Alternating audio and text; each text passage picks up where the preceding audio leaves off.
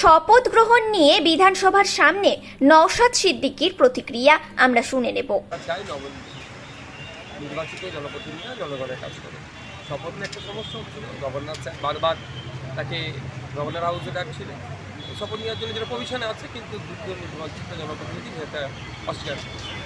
এদের চিঠি চালাচালি হচ্ছে। অবশেষে শুনলাম যে ডেপুটি স্পিকার স্যারকে শপথ গ্রহণের জন্য তিনি নির্দেশনা দিয়েছেন বা রিকোয়েস্ট করে, যেটা সিস্টেম ওয়াইজ তিনি জানিয়েছেন। ডেপুটি স্পিকার স্যার আজকে বললেন যে যেখানে স্পিকার স্যার থাকবেন সেখানে ডেপুটি স্পিকার স্যার শপথ গ্রহণ করাবেন, তার স্পিকার স্যারের ডিগ্রিটিতে আঘাত লাগবেন। স্বাভাবিকভাবে তিনি শপথ গ্রহণ করাতে অস্বীকার করেছেন। সেই ক্ষেত্রে স্পিকার স্যার শপথ করিয়েছেন, পাঠ করিয়েছেন। এটা কতটা আইন বহির্ভূত, কতটা আইনের মধ্যে আমার এখন পর্যন্ত জানা নাই, সেটা আমি জেনে আগামী দিনে বলতে পারবো। বারবার দেখা যাচ্ছে বিভিন্ন শপথ গ্রহণ অনুষ্ঠানে রাজ্যপাল সংঘাত আসছে, এটা তো সংবিধানের প্রতি কতটা একেবারে অসুবিধার কারণ। কাম্য নয়।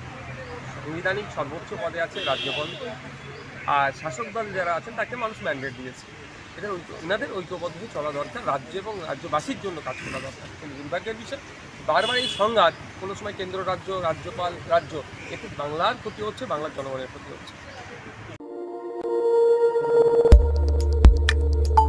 আমাদের সাথে থাকুন এবং দেখতে থাকুন নিউজ প্রাইম টাইমস, আপনাদের সাথে আপনাদের পাশে।